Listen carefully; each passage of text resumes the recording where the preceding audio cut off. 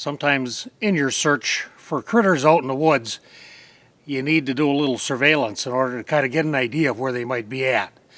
I'm using a trail cam here, and I'm in an area where I'm hoping to see anything from wolf to coyote to fisher and pine marten, maybe even a bobcat or a lynx. I know I've seen all of those things within a mile or so where I have this trail cam set up.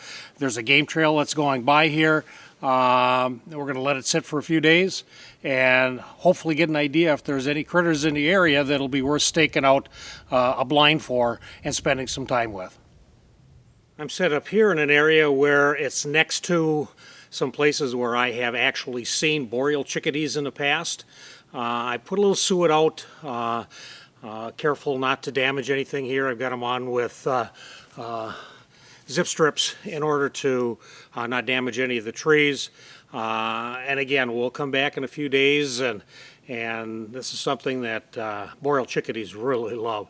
So if there's any in this area this year, we should have a good outcome on this one. So we'll come back and take a look in a few days.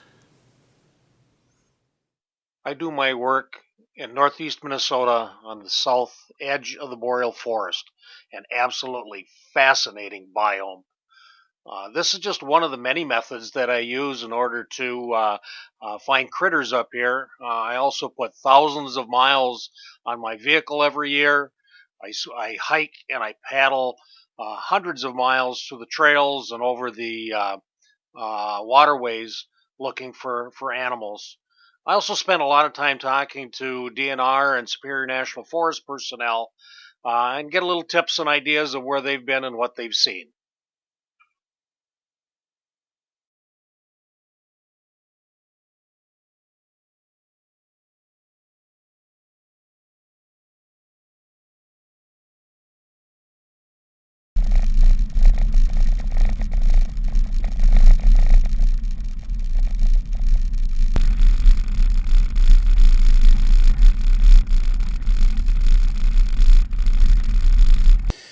Here I am going to cut back into the woods here and get to the trail cam now. It's within a couple of 100 yards of where I am right now. And here, since the last time we've been here, there's some wolf tracks. Don't know whether they are going to end up being on the trail cam or not, but again, as far as a scouting tactic, this is something you're always looking for. What indications are there of any of these critters out here near where you want to look? So wolf tracks here, it's a good sign.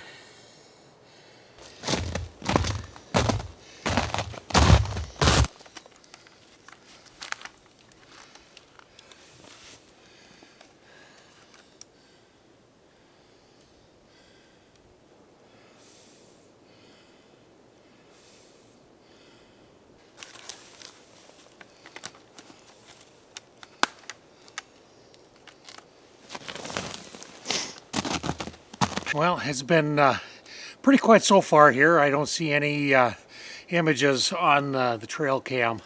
So I think what we'll probably do is let it stay as is and let it run here for a few more days, come back and check it in a few days and see if we have any better luck.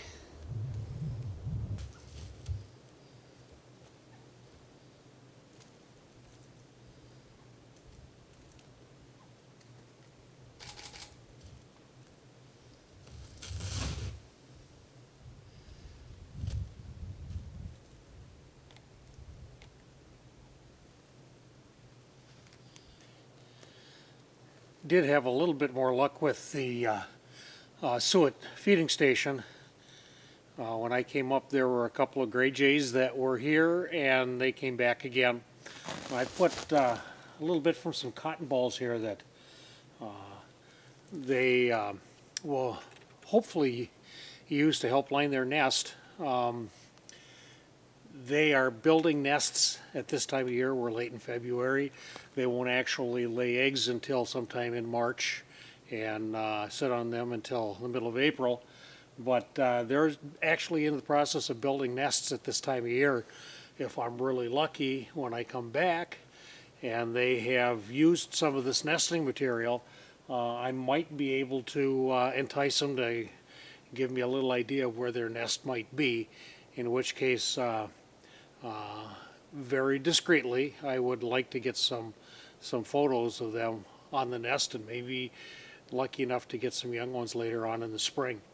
I also did see one boreal chickadee, but he stayed up high in a tree. I heard him calling from up there, but didn't get a chance to get any photos yet. Maybe next time, maybe when they get used to this feeding station a little more, they'll be a little more tolerant. So we're working at it. This is the process you go through in order to see some of these things, and hopefully we'll be lucky and get some shots here as the spring goes on.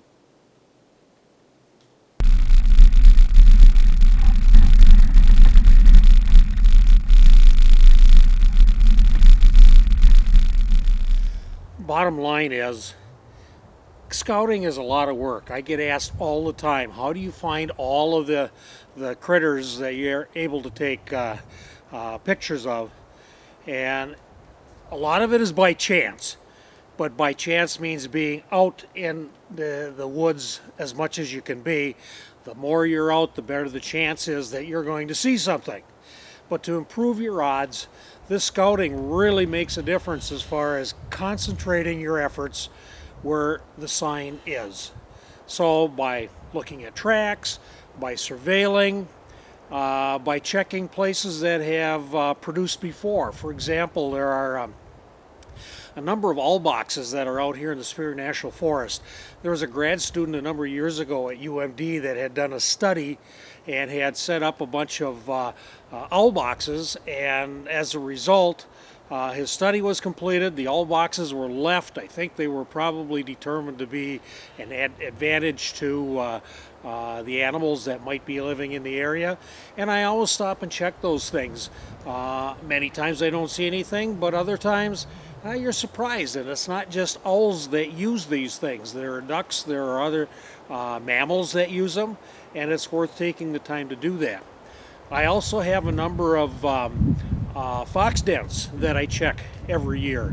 Now, they don't get used every year. Some will get used several years in a row and then be abandoned, and some that have been abandoned for a few years will all of a sudden be reused again.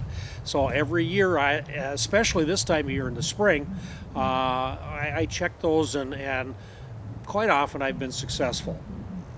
One of the other things I do is to talk to as many people as I can. I mentioned before the DNR and Forest Service personnel, but also the loggers are a good source of information. They're out in the woods day after day, and I have a number of them that I keep in contact with and will actually call me if they see something that they think I might be interested in.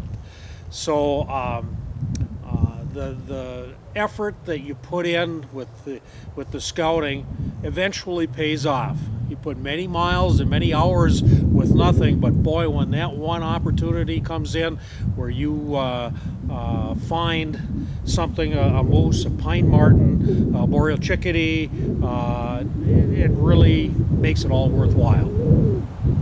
We will continue this a few days down the line. This will be the end of session 1, but I will be putting an update on as I come back and check my trail cams out here and do more scouting as time goes on.